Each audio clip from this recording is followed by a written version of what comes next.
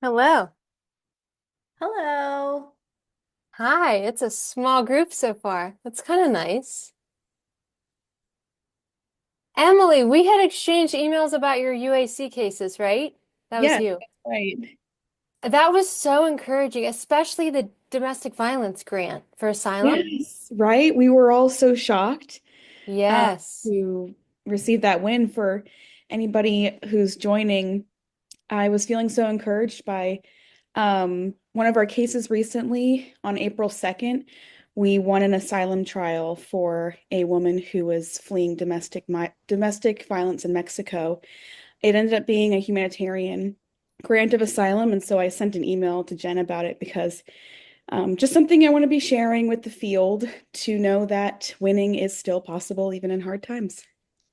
Amazing. And you said Mexico, like of all countries? Yes. Because Mexico's generally very hard to claim asylum from. Yes. Amazing. Yeah. Wow, congrats. Thank you so much. Yeah, it's great. Any good news is encouraged, welcomed. So that's great. Okay, we can go ahead and get started. So this is nice. It's a smaller group. I never do registrations for these. Okay, I am recording. So I never know how big or small the group is going to be. So I will try to pause frequently so we can hopefully have more discussion. Um, and this is being recorded for a pro bono project that we're doing here in Pittsburgh. So I'm Jen. I'm the executive director of Arise Immigration Services. We have a dual mission. We provide free legal representation to asylum seekers here in Pittsburgh, and then training and mentoring to advocates around the country as we work on our cases together. So this is the kickoff session in a series of 12 sessions designed to equip mostly pro bono lawyers to do this work.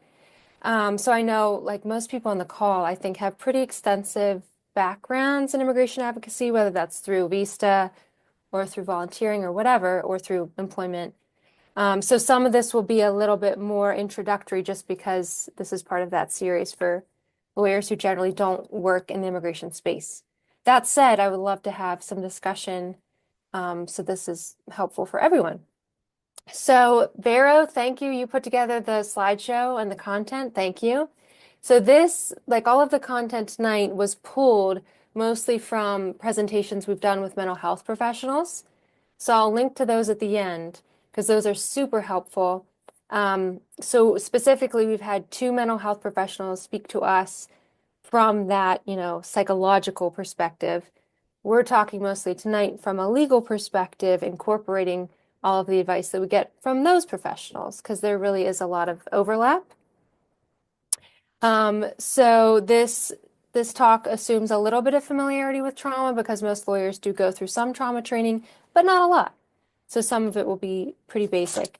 I'm going to put in the chat two things, links to the presentation, the slides, because these slides could be helpful if you're about to go in, speak with a client. Some of them are kind of like checklists. They can be helpful to reference. And then I'm also going to put in a link to a certificate that you can just insert your name into to prove that you attended. And it has all the new DOJ requirements for DOJ reps who need to renew their applications or apply for the first time. Okay, so let me share my screen and we'll get started.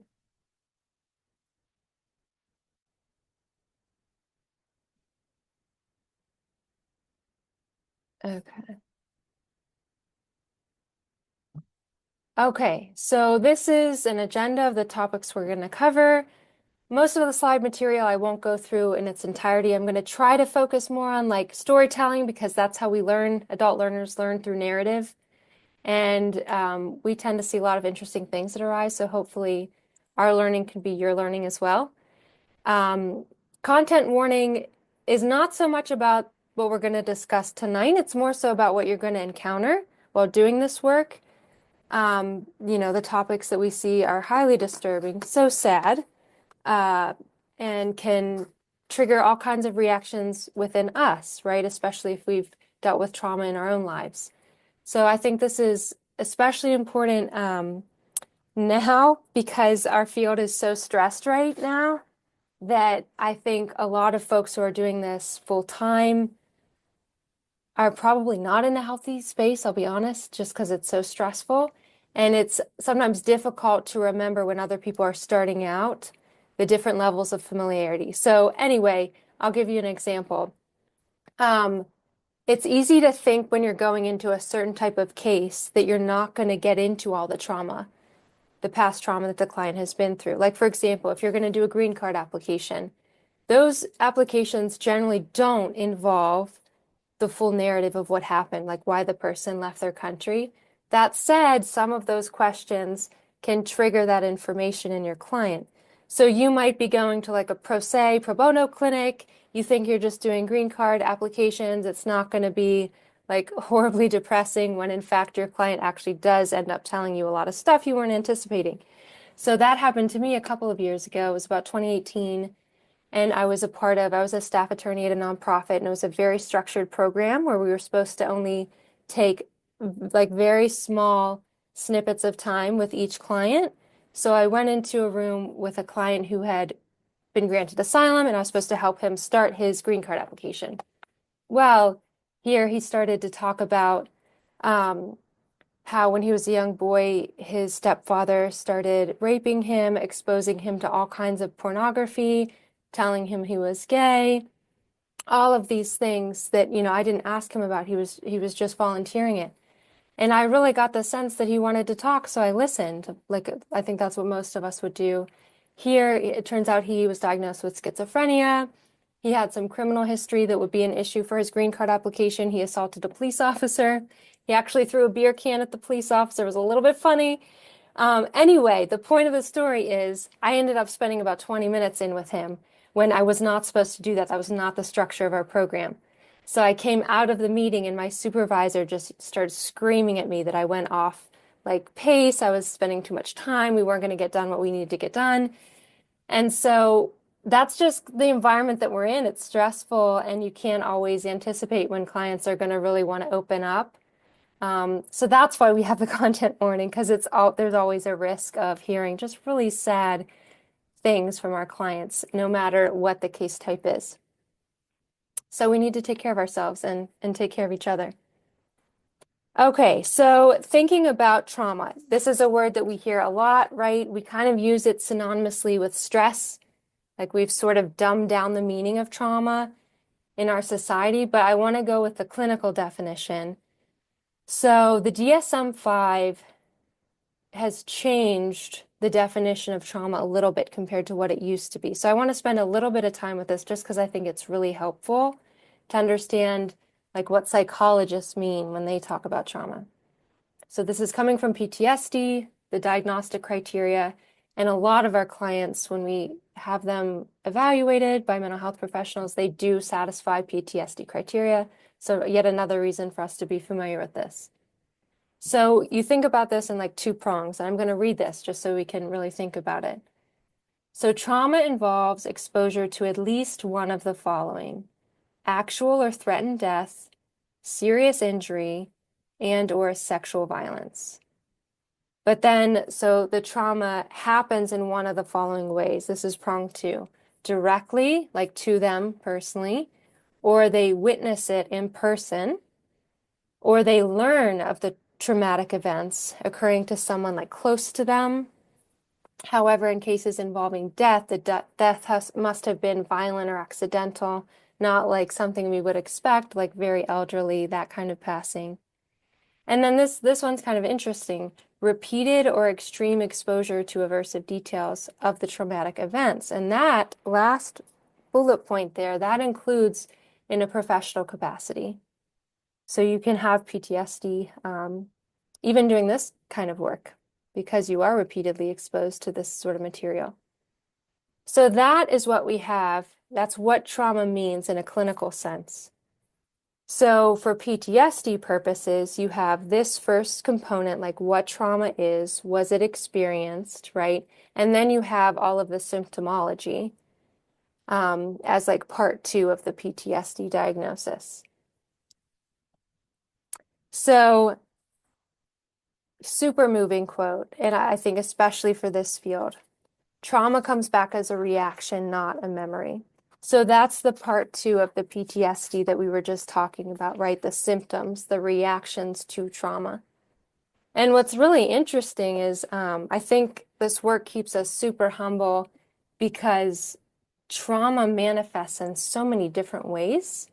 You can't always predict it. You might think, you've been around the block, you've seen so many things that you sort of understand how it's going to present, but it's wild. It presents so differently from person to person.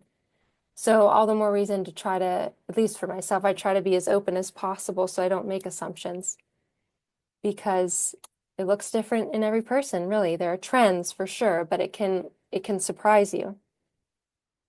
So trauma responses. There's been a lot of talk about fight, flight, or freeze, right? We probably all heard those responses, and probably we all know what those are, what they entail. But fawn is a really interesting one, and it's not talked about as frequently. So fawn means more people pleasing for safety. So like submitting, right? Because you think that's what will help you be safe. Very important in this line of work, especially because many of our clients come from societies where um, there's more collective thinking, like they're not as individualistic, right, as we are here in the States. And so when you're more group-minded, some people have to be more submissive, right? Like that's how you survive. You have to do that. And in a lot of cultures, people who are in so-called authoritative positions, like a legal advocate or a lawyer, those people are submitted to by many other people because they hold the power, right? So this is something I know I've seen a lot. A lot of clients will be very inclined to say, yes, yes, they'll shake their head, when in reality, the answer is something else. They were just inclined to tell me what they thought I wanted to hear, or just kind of assume that sort of submissive posture. So very helpful to be on the lookout for the last category here, fawning. And I think one of the ways practically we deal with that is it's perfectly fine to ask a question multiple times. Like if you get the sense someone is just sort of telling you yes, yes, yes, or maybe just not giving enough thought to the responses they're providing you when you're asking questions, ask it again, maybe in a different way, or tell them you need it to be accurate, you need to confirm, because this is really common. Okay, I'll pause there. I know this is kind of intro material, but thoughts? Anyone want to share any experiences they've had dealing with these issues?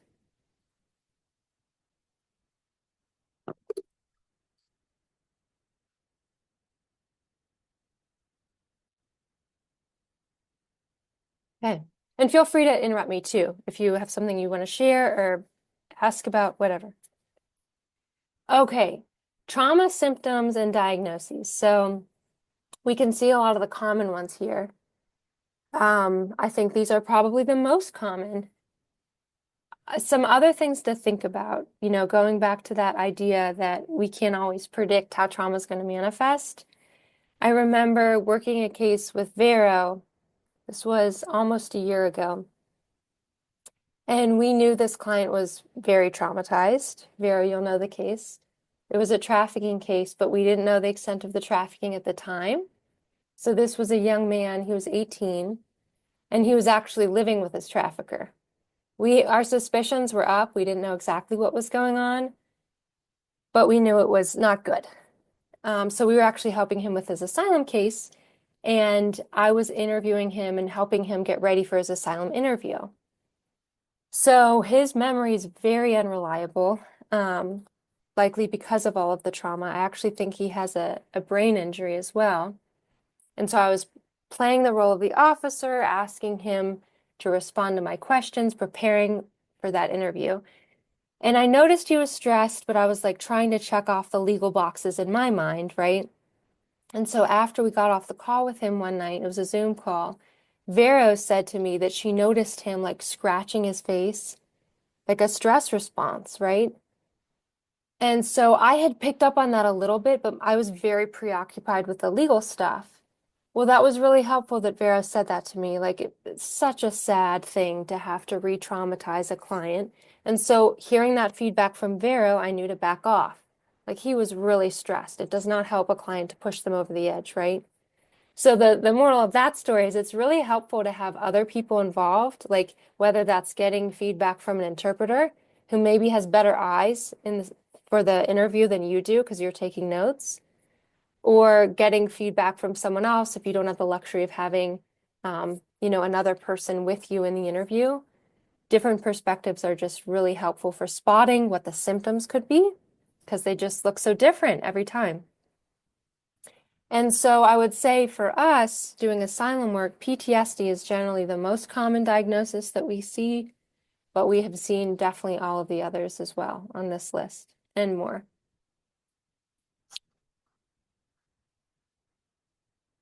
Okay, so trauma and memory, maybe the most important topic that we're going to discuss tonight, because remember, we're kind of looking at this marriage between the law and mental health, right? How do they collide? How can we effectively advocate in spite of the mental health challenges we encounter in this work?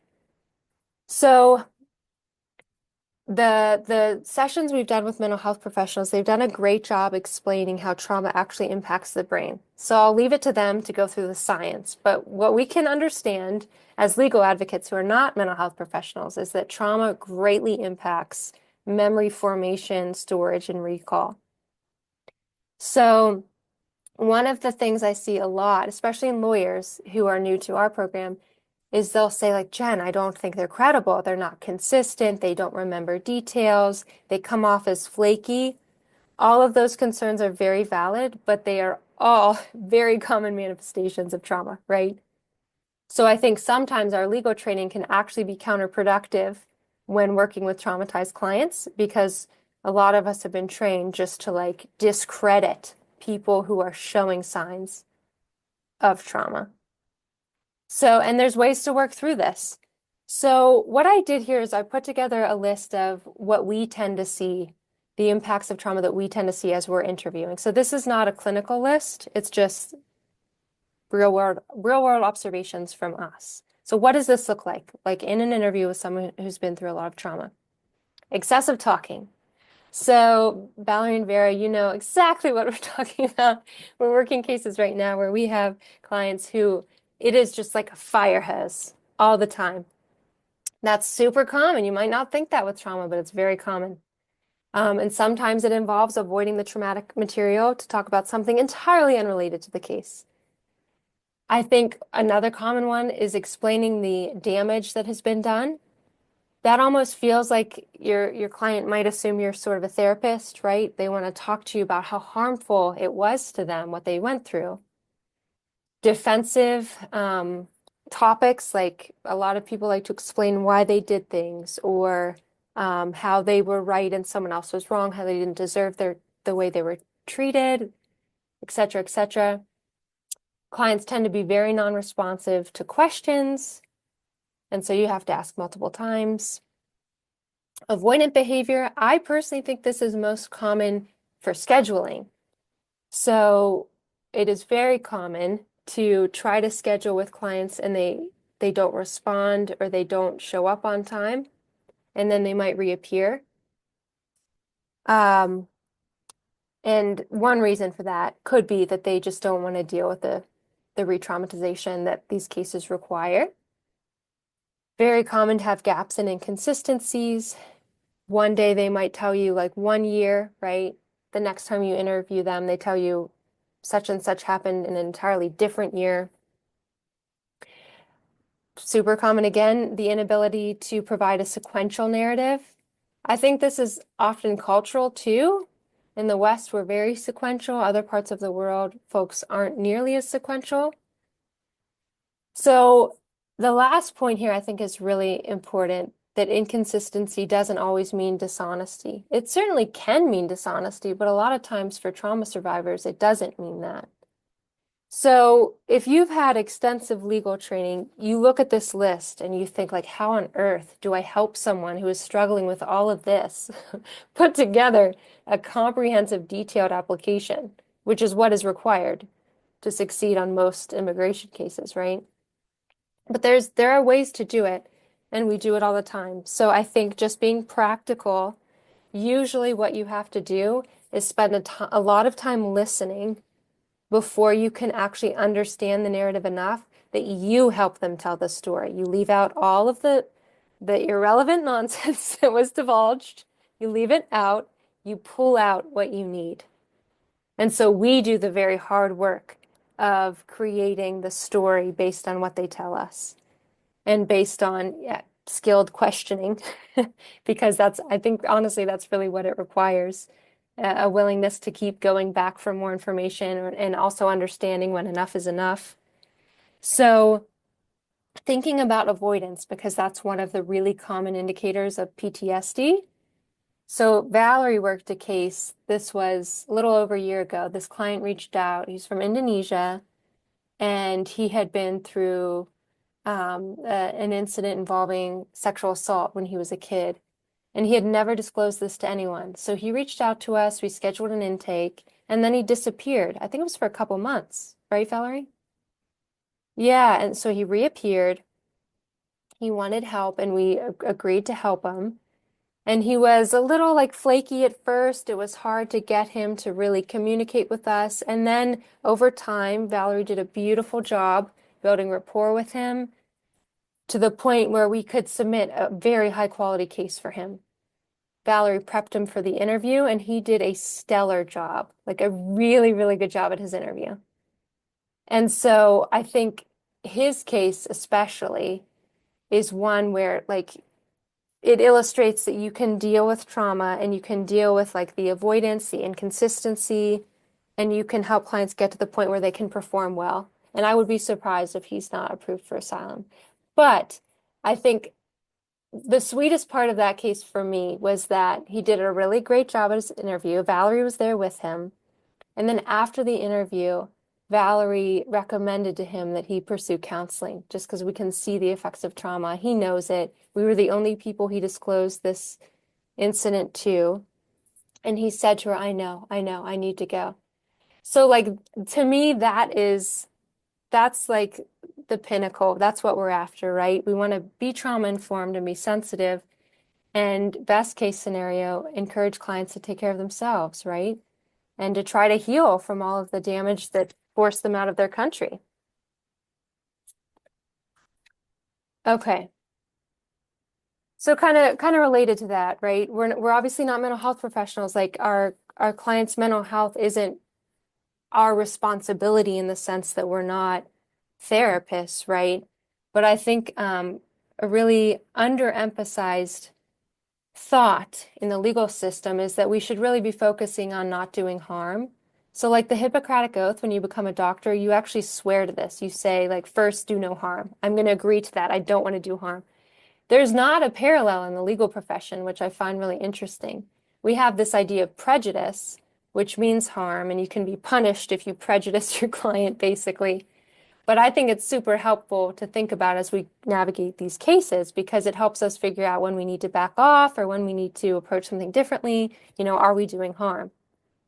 So we can't remove the stress from the immigration system, but we can avoid inflicting more stress than we need to. So there's a couple points on here, kind of ways that we do this, ways that we avoid inflicting additional harm. A couple practical points for you. I think the rapport building stage is really important. And it's easy to look past this now, I think, just because of where we're at as a society. Like, I think in general, we've done away a little bit with small talk, right? Because of social media, and now we're post-COVID. Like, the social environment has definitely changed. Um, so I think it's easier to assume, right, if small talk isn't as important, that rapport building isn't as important when it's very important. And there's so many ways to build rapport well. Some people like to spend a lot of time explaining their role, like as a legal advocate. That can be really nice if you have an inhibited client, for you to take the burden of the talking, right? If you have a client who is more comfortable talking, get them going, help them feel comfortable, like they can actually have a conversation with you. But regardless of how it happens, the rapport building stage is important. So I think to the extent we can try to defer to the client's preferences, that's great. We should do that. And I think too, there are so many cultural barriers in the work that we do that it helps to be aware of that. So like I know for me personally, there are many times when I interrupt a client throughout the course of the case because like we just have to get so much information. I really try not to do that when I first meet with them to the extent that that's possible. And I try to be a lot more gentle with clients when I first meet them, just because that's effective and that's the way that I try to show respect. And I think that that works well. It gives you a little time to sort of read the room and understand where they're coming from because our clients are literally from all over the world. So they just have such diverse backgrounds that it's nice to try to get a sense of what their preferences are before you start going. I'll pause. Thoughts? I know I've mentioned a couple stories. I don't know if anyone wants to add anything. Um, so from a practical standpoint, just, something that has served me when you have a client that has been through a lot of trauma and all of these things manifest themselves and they become really chatty and they give you a lot of information and you listen to it. I try to then, after that initial interview that gives me an idea as to what I'm dealing with, and we're able to pull the main parts, is becoming really um, intentional about what areas are important and I want to attack, and let the customer, I can let the client know that we're going to talk about these things again, that we're trying to get to know one another, but then I'll reach out to her after, it all has to do with how much time we have available, how quick we have to move, but make an appointment and let her know specifically what we're going to be talking about, especially when you get these clients that talk a lot. Take one part of the story and just give her a little outline about what it's going to be about. And so, you mentioned that you were robbed, for example. When did this happen? Who did it? Did they say anything to you? And give her a heads up as to what those questions are going to be so they can be prepared for that particular interview and have those answers a little bit better massaged and formulated, and other things will come up. But then it becomes a little more the reason for the meeting a little narrower and easier to manage, and try to do that like two or three, whatever it takes if you can, but give her a heads up of what we're going to focus on. Other things will come up and they can talk about whatever, but at least they're prepared for that part. And also some of the maybe, trauma or the reactions that may come up are a little perhaps softened because they're prepared and they feel a little bit more in charge of the story. Yeah, I'm going to second that too. I think if they know what's coming, Right.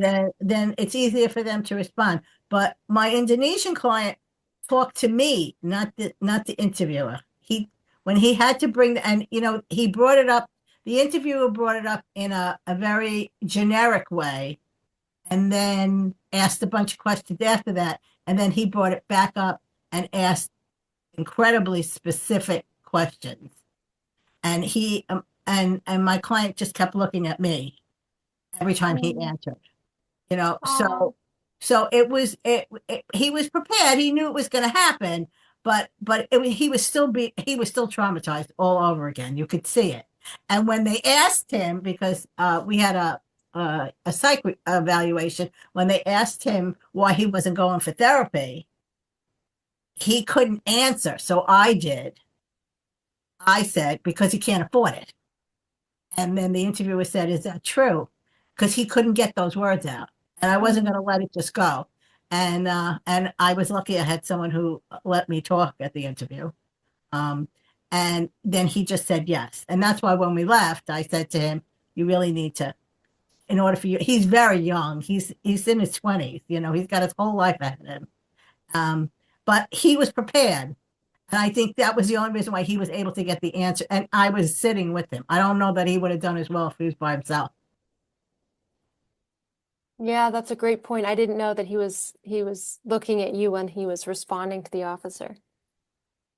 Yeah, that's so great that you were there in person because our clients are in Pittsburgh, but they have to go all the way down to Arlington, Virginia to interview. So Valerie traveled for that. Yeah. It's interesting too, talking about kind of clients who give you the fire hose of information.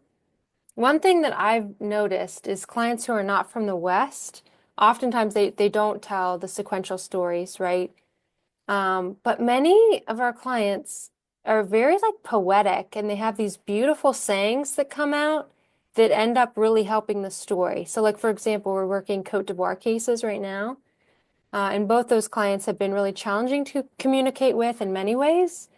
But I remember, I think it was Valerie asked during an interview, basically, will you be killed if you go back? Because that's the kind of question you could be asked in an interview. And the client responded, well, it will be a social death first, and then the physical death will follow if I open my mouth, because she's a political activist. I thought that was so powerful. We included that in her affidavit. And so you kind of have to wade through a lot of waters before you can get those gems. But usually they're there. It just takes a lot of patience to get to those, even though, it doesn't always fit the puzzle piece, right, that we're trying to put together in our own Western way. Okay, let's see. So again, like checklists, hopefully this is helpful for you before you sit down with a client. Benefits of trauma responsive interviewing. I think one one benefit is thinking about trauma combined with all of the other barriers between our client and our government and their adjudication of their case, right? Because sometimes the barrier is not trauma. There's also education, there's language, there's culture, there's many other barriers, right? There's like the immense stress that this administration is inflicting on every immigrant in the US, right? So, another story, this is for Kim's case. We have a client who's Russian who is incredible. She went up against Putin and she ran as like an anti-Putin candidate for office. She did all of this incredible advocacy. Her life was constantly at risk in her country. And so we got her story. It's a strong case, but she has like a very gruff personality. And so there have been times where it's been challenging to get the information that we need. So, how do you deal with that, right? Well, um, it turns out, as we're working up her case, we find out after we submit her application that her husband was involved in the Russian military, but that wasn't disclosed in the application because even though we went through it with her, she didn't think it was relevant to her case. So that's why she didn't disclose it. That's a really common reason why people do not disclose. It's not always that they're hiding something, it's that they, in their mind, don't think it's relevant because the asylum application is so comprehensive that they're thinking like, I don't have to tell every single detail about my life, right? So anyway, there was some resistance there because she's just like a strong, gruff personality. But we finally convinced her that we should disclose this. But we had to work through some of that resistance. And it reminds me of something Robin Lieberman has said. She said that asylum seekers tend to be unbelievably strong. Like that is what got them out of their country, right? So, like, we're not dealing with shrinking violence. Like, these are folks who have unbelievable coping mechanisms, but sometimes we have to break through those in order to present a strong case. So, it's not always trauma, it can be other barriers as well that can masquerade as trauma if, we can mistake them as trauma. Okay, so building rapport. This looks really different from person to person. It can be done in so many different ways. A couple of things to think about in terms of being creative. If you're working with an interpreter, I've found that a lot of interpreters are really friendly. Like they like to chit chat with clients, and that is something that we cannot do if we don't speak the client's language. Like I don't know if you've ever tried to have small talk through an interpreter, but it's sort of weird. It's a lot easier if you speak the language. So maybe if you have a client who or an interpreter who's just friendly and seems comfortable, you can ask them, hey, do you mind chit-chatting with the client for a little bit before we get started? Or if you see that it's happening, just like let it happen, There's lots of ways that you can help the client feel comfortable and build rapport on the spot. But again, it's sort of a matter of reading the room because it's you don't really know what you get until you're in the room and until you're in the interview. I'll pause. Valerie, Vera, do you have any comments about that rapport building? I think the piece about the interpreter Hmm. is and the building of rapport with the interpreter is important, and you don't hear that a lot. Before I did this kind of work, I was a I was a translator and an interpreter, and that's all I did. And and it could be very weird, not only for not only for me, but also for the client to suddenly have this third person in the mix during a very, it's one thing to go and say, okay, I have to talk about these things and have to tell a lawyer, but it's different when there's just another person that you've never seen before. So even though the you know the rep or the lawyer establish rapport, suddenly you have this person, and it's very strange, and it's very strange for everybody. So I think um, the trying to find a way to, I don't know if it's, having the interpreter just introduce herself privately, perhaps before, to break the ice. Hmm. And then, have like some time, introducing her and just facilitating the, okay, she's from, Pittsburgh, or she's from whatever, to soften a little bit the discomfort of having this person participate yet again in something so intimate often. Right, because they're very invasive questions. Even on Hmm. the forms like the green card application, because I know that's a common case type pro bonos will work. Those questions like polygamy, right? Like th those that's just one example that comes to mind. Generally, when people have been in polygamous marriages, that is not something they want to talk about right away. Even if it's like, obviously accepted in their culture. So yes, like it's nice to try to ease the transition. And it's hard to remember sometimes when you have a whole lot on your plate, which pretty much every legal advocate does. It's easy to forget that. And it's also very hard when they have to tell, and a story has to be interpreted. That's very hard to tell. When they're talking about sexual abuse or, terror, or, they have to tell the interpreter, and then the interpreter, so that it's like that. I just feel like that it hits them twice. Mm.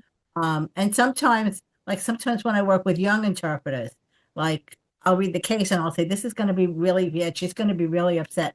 And they don't get it until she starts crying. And then when she leaves, they're like, oh, you were right.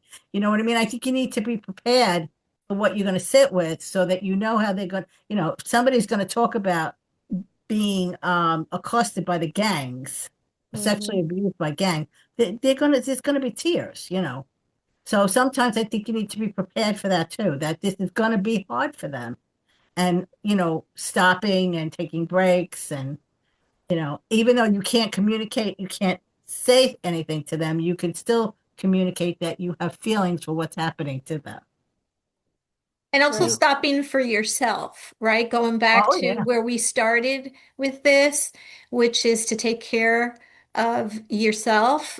Sometimes we get into these lines of work because we've experienced something, and this might bring up um, Oh. feelings, and so it's okay. It's okay to stop for yourself, and check that you're okay, so you can service the client, you know. And they may not be open with you till like the third week or the fourth time you meet with them. Hmm. Sometimes, I mean, even with my Indonesian client said something at the interview that he never said, and I came back to them and said, did you ever hear him say this? And they all said no. So that came out of trauma out of nowhere, something that he never told any of us. It was not anything terrible, but it was just something like I never heard that. And So you never know what you're going to get. But sometimes it took him a while to open up and really, he didn't want to tell that. He told the interviewer, I didn't want to tell the story again, Mm. ever. Yeah, who would? Yeah. Go ahead, Gigi. I see your hand. My question is for those that have worked with interpreters, what style are you most, I don't know, you experience? Is it simultaneous or consecutive interpreting when these situations come about? Consecutive. Yep. And then, so it's a great question. So generally, the way we're taught as legal advocates is to tell interpreters you need to say verbatim what I say and what they say. It's just that the further removed you are from English, the harder that becomes. So sometimes, like concept for concept interpreting, that's what I call it anyway, is actually more useful. So, yeah, Vera, I don't know if you want to speak on that because Vera interprets in multiple languages. Yeah, one thing to keep in mind is that more often than not, we're not working with professional. I was not a professional interpreter. And more often than not, we don't work with professional interpreters necessarily. And so to be able to spontaneously, like the UN interpreters do, is very hard to do. And so Sometimes in immigration court, they have that. That's the one right. exception. Yeah. Right. The other part of that too is that's a whole, and we'll get into that in another training is that sometimes it requires specialized language, Hmm. right? Um and the interpreter, here's a good just one example is that I was once listening in on an I wasn't doing the interpretation, but they kept on saying violated. Hmm. And this was coming from Spanish, and violación in Spanish is rape. And so it was very ambiguous that she kept on using the word, a violation can mean a whole bunch of things. And so that can happen too. So you have I've dealt to. with that exact Did issue. you really? Yeah. Yes, multiple times. And you can ask for clarification, obviously, and use synonyms or another description. Like the way I dealt with that is, did someone force you to have sex with them, right? Yeah, because a lot of times you do have to kind of reframe things, or you can really spot when there's an issue with the interpreting. I see your hand, Tatiana. Go ahead. Yeah, hi. I just recently finished the class of like certification for of trauma informed practitioner. So what we discussed, it was several months class, it was 12 in total, 12 sessions we did, and with the homework and everything and studies. So what I found for myself, there was a lot of medical information where trauma lives in amygdala, like what part of brain, how it affects you. That sometimes we ask like a client, why didn't you run? Because you cannot make this choice at that moment, Yes. because you're frozen. Why didn't you scream? Because you understand, like because sometimes trauma freezes the part of the brain that responds to your speaking and your thinking abilities. So and it's a part of like memory that you already mentioned, that it mess up the memory. You can mess up with the dates and everything.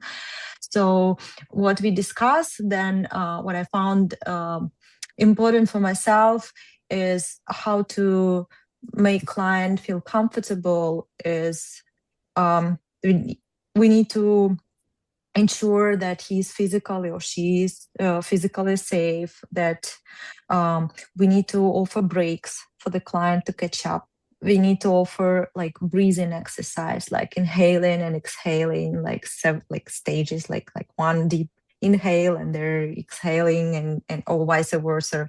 That we need to explain what we ask them and why we ask them. Because if they, when they understand why we ask them, they're more willing to provide you with information. I worked with a client, and I was told before the uh, the session, like the consultation, that they are not providing the information, or they're resisting. They don't want this information to go to their personal statement for asylum application. So applying all this like techniques to the client, I was able to get them to the agreement that we put everything there. So we of course, like it's not a redundant thing to remind them of confidentiality, that they like to develop the trust with them. There was a lot of like even how the room should look like. One thing what I noticed, I didn't even think that it matters how a room looks like. If you have like papers all over, the client might think, oh, they're so messy, they're Disorganized. probably disorganized, they probably like will lose our information or our documents or something like this. So everything should be nice and clean, but not like in the hospital, not really, how do you say this word? Sterile clean, right? So, and also what they suggested, that we, the lawyers, show them what we write. So sometimes client says something and we write, and he's guessing what is she writing. So I remember the experience with a client in USCIS, and you see this, the officer typing something, and I'm like, and I'm getting anxious myself. What is she typing there? So to be like more open to write in front of the client, what you write, so he sees what notes you make, so it makes him feel safer and develop the trust. What I wanted to say about the interpretation, I'm an interpreter myself as well. I work with a Hello Neighbor, translate into Russian and Ukrainian, and vice versa. And I found that simultaneous translation is so bad when you like doing your lawyering thing, because when you translate part of the part while the translator is working with a client, you can make the notes, and it's just easier for us and to ask the questions, and it gives us a small break. But also there is a question that I would like to ask you about the translator or interpreter. If you introduce this person to the client, right? And the person is from the same place where your client is, and the person is can be, so the communication, like this experience that they might have in common, can have like re-traumatization effect on the client, and the client can just freeze and not being able to answer. Like, do you think that it's a good thing, like to have the interpreter with the same kind of experience, or like what is the best practice here regarding the choice of interpreter to work with your client? Yeah, so the primary focus, there's two things that I look for from a legal perspective. Understandability, like do they understand each other? Because there's a lot of regional accents and dialects, right? That's number one. And number two is accuracy, right? It's kind of related to number one, but like, is there enough accuracy that I am getting what the client is actually trying to tell me? So those are the big things, just very practical from a legal perspective. I think I have encountered issues before, actually, for Afghan clients, where there's a lot of gender tensions. I've dealt with that, where the interpreter and the client, I still don't know exactly what happened, but they were very upset with each other. And so I cut the interview. And then the client was fine. I made sure he was okay. and we got off the Zoom call, and then I called the interpreter separately to make sure she was okay too. And I didn't know what was going on. I don't speak the language.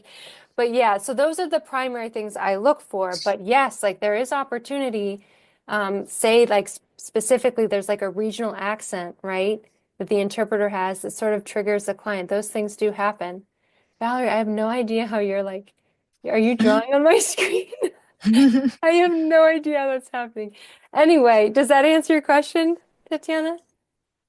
And well, it was more about the how to escape the re-traumatization of the client, because the trauma sometimes, so you smell Oh, something, you see something, you hear something, and it like you don't control over the, you have no control so over the in thing. general, the re-traumatization, like that the process requires, is that what you're saying? Yeah, it's like if you think about the lemon right now, do you feel sour in your mouth?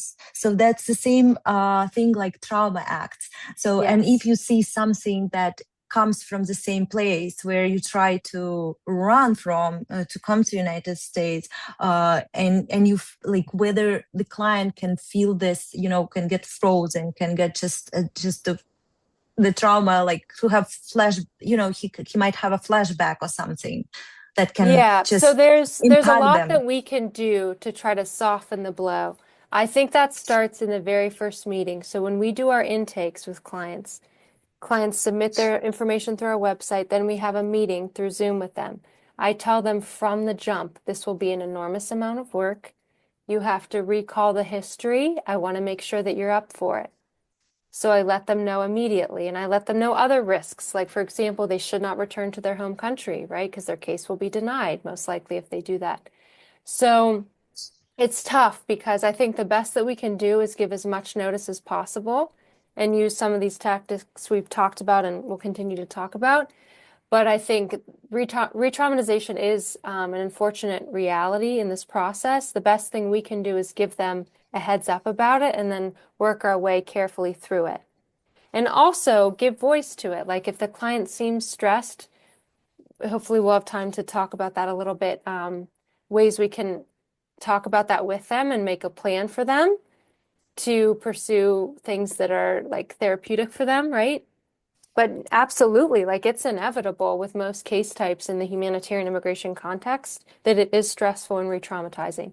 And unfortunately, there's just no way around that, which is why we're just honest and open about it with clients. So going back to like thinking about how do you approach this, kind of like Vera and Valerie were saying, and Tatiana, I think you touched on this too. Um, Being trauma informed, a huge part of that is giving clients notice. So like Vera was mentioning, telling the client what you're going to talk about next, the next meeting, giving them a heads up. There's also some kind of counterintuitive aspects of this. So I remember we did a training with a therapist. She was licensed, and she exclusively works with immigrants and does evaluations mostly for immigration court purposes. And she was saying that she was doing an evaluation with a client, talking about the narrative, and she could tell the client was really apprehensive because they were about to get to the point where they were going to discuss an incident of sexual assault. And so the client was telling the story and she was sort of dancing around the incident. And so the therapist said to her a very like direct question about when the incident occurred and what happened. And she said as soon as she asked that, the client looked relieved because like they were finally there, they addressed it, she was talking about it, and then it was going to be done. And so the point is, the therapist was explaining to us, ask direct questions, right? You've given them a heads up. Like, don't meander, right? That can be more painful and more stressful. It just sort of escalates the situation when you don't have to. And you make it clear that you can take pauses, like you were talking about, Tatiana. Um, you offer water, right? You say, this would be stressful for anyone to talk about. What can you do when you leave my office that will be helpful for you? Please do it. Like, if you don't do it for yourself, do it for me. I want you to be healthy, right? There's so many ways that we can deal with that. But I think that one of the bigger takeaways is to give the notice, right? Give them heads up about what you're going to talk about. I think for a lot of clients, they know, right? They know why they left their country. They understand what this case involves. They might not understand like the extent of information they have to give because our government's really intrusive, but they do know like generally, right? that they're going to have to talk to you about horrible things. Okay. And then in terms of interview structure and framing, Tatiana, you mentioned this too. You had a lot of good snippets in there. You were talking about like explain why you asked the question. Yes, we do that all the time. So our questions are intrusive. And Tatiana, you mentioned like sometimes legal advocates will ask questions like, well, why didn't you scream? Why didn't you run away? Those are also questions that the government will ask. So it helps if we ask them too. So one of the most common things that I tell clients is, look, like I believe you, I'm tracking with you, I'm going to ask you questions the government will ask you because they're not trauma informed. They're just trying to rush through your case. So I want you to be prepared and I want to have the information. And so again, that gives them notice, right, about what the government's going to do. And hopefully by the time you get to some of the harder trauma, right, the trauma work that you're going to be doing, you've built a little bit of rapport by that point so that they know you're on their side, you're trying to help. But yes, explaining why you're asking is very helpful. But again, like counterpoint to that, every client's different, right? Some clients, they don't want to know why you ask. Like they just want to get it over with. So reading the room is so vital. If you notice that you're starting to explain and over-explain and the client's just like, shut up, like let's just get this done. You can sense that and keep it moving and be respectful of the client's wishes in that kind of scenario.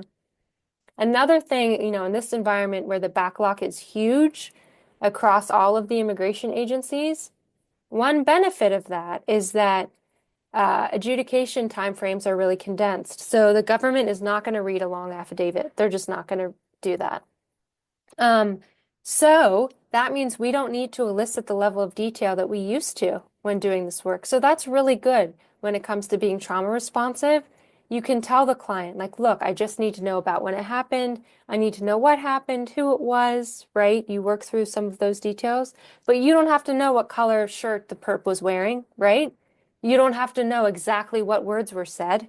That level of detail is just not required in general. But you want to try to get like the gist of the story and what they're willing and able to provide you with. So thinking about most substantive applications that you're submitting for humanitarian immigration purposes, you don't want to exceed about 3 pages for the affidavit. And that's not very much length. So that's very good and helpful for us because we can try to get through the hard material in a quicker way, which really should be less traumatizing for the client. Again, like checklist on this page, thinking about titrate pacing. What that means is that you're keeping the client within their window of tolerance. So if you notice that a client is uncomfortable, you can always, of course, ask them, be direct, like, would you prefer to move on to another topic? Or is it okay if we keep going? If they want to move on to another topic, then the titrate pacing means you come back to it later, right? If they're willing to. So just trying to navigate that, asking for their feedback, if they need a break, if they'd rather talk about it on another day, maybe, for example, on a day when they didn't just come to you after a 12-hour shift at work, right? There's so many reasons why it's harder to recall traumatic material at certain times compared to other times. Okay, thinking about interview structure and framing. We've talked about some of this. I think it's also just nice to acknowledge the effort the clients make. A lot of our clients reveal things to us that they've never said to another human being. So I view that as such a privilege, that people entrust their lives to us in many ways. So it's nice to acknowledge that in whatever way is genuine for you to do that. And I think it does go a long way with clients when we're appreciative that they've chosen to open up to us and just give us that level of trust. Thinking about client preferences. So like I mentioned, some clients, they don't want like the wishy-washy stuff. Like they just want to get through the case and work to provide for their families. So we had a client a couple years ago. He's an Afghan gentleman. He was a minesweeper, which means that he helped U.S. Special Forces by going out before their missions and scanning the land for mines so that U.S. Special Forces could go in and be safe on their mission. So obviously extremely dangerous. He had a bomb explode and he still has shrapnel in his leg to this day. So anyway, obviously very brave man. He had a lot of like very positive coping mechanisms built up. So as we were working on his case, he had 4 kids, obviously a real struggle to be here in the US, in a new place, trying to provide for his family. And he spoke some English and he was so just industrious, like such an incredible adaptive person. So anyway, I remember calling him right before his interview and saying, like, how are you feeling? Are you nervous? Everyone gets nervous for these interviews. And he said to me, no, Jen, I was at war. This is normal. That's like almost an exact quote that I remember it specifically. He said, this is normal, meaning like this is not stressful for me. It's stressful for normal people, but not for me. And so the point is, like, with his case, in order to be trauma responsive for him, we needed to be like no nonsense and just work through it. He didn't need all this fluff, right? That's the way he would view it. And he ultimately he was granted asylum and he did very well in his interview. So that's the key, is just trying to be responsive to what the client wants and needs.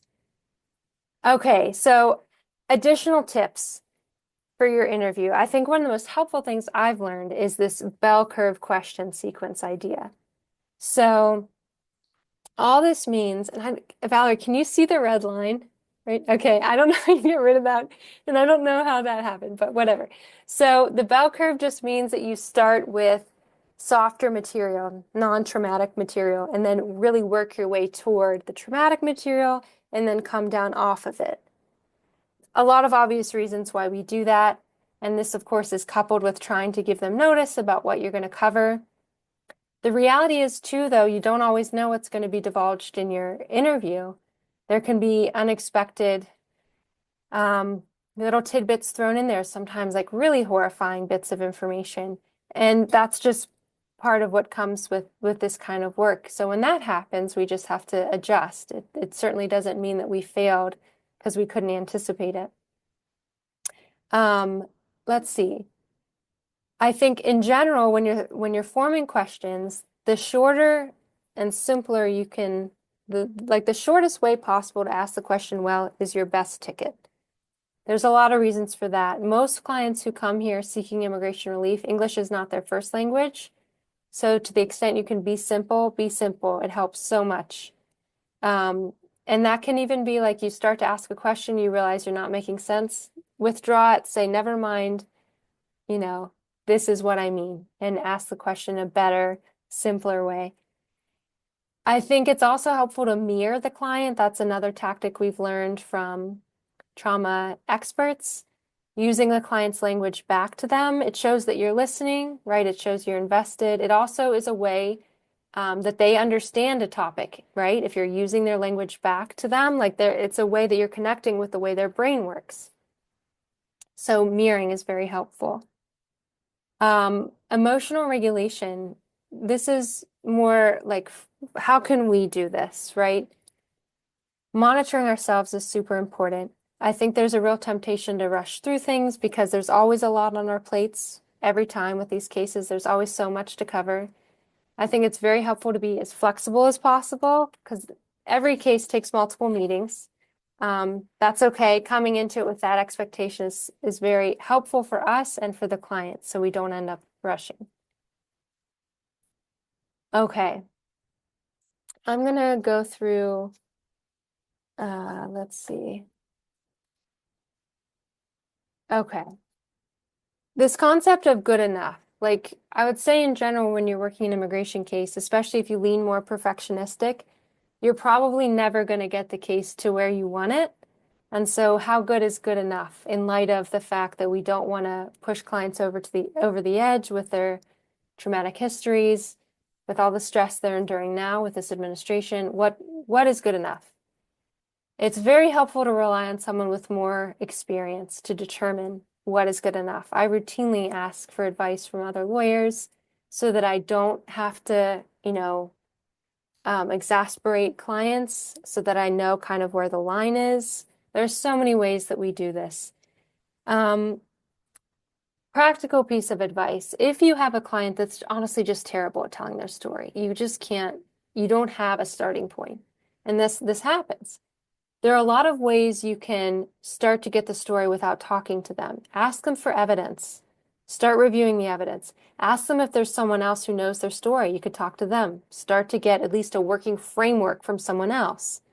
So there are a lot of ways to begin and to get an understanding so that you don't have to spend unnecessary hours with your client and again, re-traumatize. You can start at another starting point to make it easier for your client. And I think that's kind of another sort of high level way to look at being trauma responsive is how do you make this as easy as possible on your client? Okay. Since we're getting a little, I think it's a little past 8. I will go quickly through this and just ask others if they want to share. So vicarious and secondary trauma, those terms mean like the trauma that we experience from being exposed to trauma. So there are a lot of different views in the psychology space about this, but it's unanimous that there are definitely psychological effects that we experience from all the exposure. So one thing that we do at Arise is we do mental health check-ins monthly. I think that's really helpful. It's mostly just a debriefing session where we can talk about the political situation or the impact that this work has on us. I think that's wonderful. Vero had that idea. This is the last thing I'll say, and I'll open it up to whoever wants to chat about this. I think the concept of seasonality is really important in this line of work. So we do see this a little bit in the legal profession now. We're seeing more lawyers take sabbaticals. It's just that those are like very few and far between. Like I know of nonprofits where they give their lawyers sabbaticals every 10 years. That's a long, long window, right? So I know just from me and from talking to a lot of other advocates, this work is worth it in the sense that if you overextend yourself and you help save someone's life, that could be worth it to you, right? Even if there's a personal cost. But we can't just keep doing that over and over again. I just think there's so much value in, okay, you recognize I overextended myself, I was stressed, that was a tremendous amount of pressure because the government's unreasonable, blah, blah, blah. Now I need to take a break and then I can go back to it. I learned a lot. And I think that's something we don't talk about enough is the importance of that, taking a break and coming back. I think it's really easy to just think, oh, I'm burned out, I can't do it anymore. Or, oh, I need to go like garden forever. I need to retire entirely. When actually, like, we could come back to it. We just need to have some of that back and forth. So, okay, that's all I have. What do others think about this concept of self-care or just like the personal psychological cost that comes with doing this work? What you said makes me think of that analogy or comparison of the oxygen mask on an airplane. You can't Yes, help your child or the person next to you if you don't have your mask on first. So I often think of that. I need to be well so that I can help those around me. If I'm not well, I'm not going to be as productive in trying to do the work. absolutely, for sure.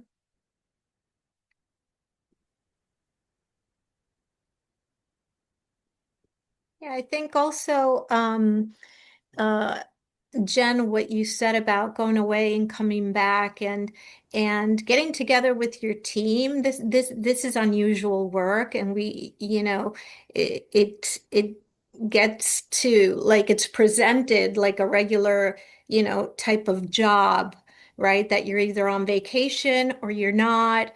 Um, and there are ways that you can get together with your team and creatively find ways to periodically, um, you know, find ways to release some of that steam, that whatever. Also, getting pissed off at the world is another way of being, suffering vicarious trauma. Personally, I always feel that I'm strong, nothing bothers me, it's hard to get me down, but I've learned in doing this that getting, pissed at the world is the way that I manifest that. Some people might fold and cry. I don't cry. I just want to kill somebody. So now I've learned to identify that, and there are things that I do that I've learned how to do to be able to have both, the reward of doing this kind of work, but also staying human and not turning into a beast and become jaded by all the things that we experience. And if you get together with your team and try to find a way to manage that, people have great ideas. It doesn't have to be, a sabbatical. It can just be like we do once a month, what we do, just knowing that we're understood by a team, that works. So I think it's an important I think part to consider and to try to incorporate to the practice. Absolutely. and Uh, go we ahead. feel supported by each other. You know, I don't get mad, I cry. Mm, Hero gets mad. But I had a case on this end in a different volunteer situation, and I came to them when I was a mess. mm, It was the case that broke me, and we had a long conversation about it, and then I felt better. There's nothing you can, you do the best you can. We were lucky; she didn't get asylum, but she did get cat. So she's still here, and I see her every now and then, and it's lots of tears and hugs. So it was all worth it, but it was rough while it was going on. yeah, there's a huge personal cost. Yeah. And yeah, so Tatiana, I'll get to you in 1 second. So, and I think this field is very unhealthy. Like the last 8 years have been completely horrible. Even under Biden, it was obviously way better than it is now, but it was very challenging still. And so, like the story that I led with about my supervisor just ripped into me. She's actually a phenomenal lawyer. I go to her for legal advice still, but like completely stressed and unhealthy. And that's just what you're going to find in this field. It's just an unfortunate reality. It doesn't mean that people aren't good advocates. It's just, it is what it is. So hopefully none of us devolve into that. Go ahead, Tatiana. Yeah, what I was going to say that sport helps. So what I do, I exercise, and more I stress, more I exercise. So it actually helps me. So I feel more relieved and look better, But another thing is that um, I like it. It different. It impacts me differently. So why I have my main trauma of like being like a war refugee, I feel my calmness and helping other people. So it actually relieve my own stress. So I get like I don't focus on me, on Mm, myself. So working with other people, helping and studying like helps me to overcome my stress. Maybe not to overcome, but just to put it in the box somewhere, somewhere far away. So yeah, I believe this is like how it works for me personally. Oh, what also what they mentioned on the course that I attended, sarcasm for us for lawyers helps a lot. Sarcasm. oh, okay. I haven't heard of that. Like a coping mechanism? Yeah, it's just like you make jokes, like we have a lot of jokes about lawyers. Lawyers are joking about lawyers, about cases. Dark humor actually helps. Yeah, Like you whatever makes you say, laugh. yeah. So that is we discuss this as the relief mechanism in our system. So that's all I wanted to say.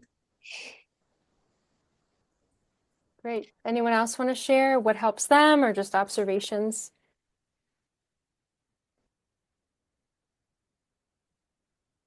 All right, then the last slide here is resources. So the ones I want to highlight are the first 3 bullet points. These are the trainings that I alluded to from mental health professionals that were really good. They were more sciencey than what we did tonight, but they're worth listening to. Well, thanks everyone. It was great to see you all, and I appreciate you taking the time to chat with us. Have a great night. Bye. Thanks everyone. Bye. Thanks Valerie and Vera for sharing. Bye. Thank you very much. Bye. Bye.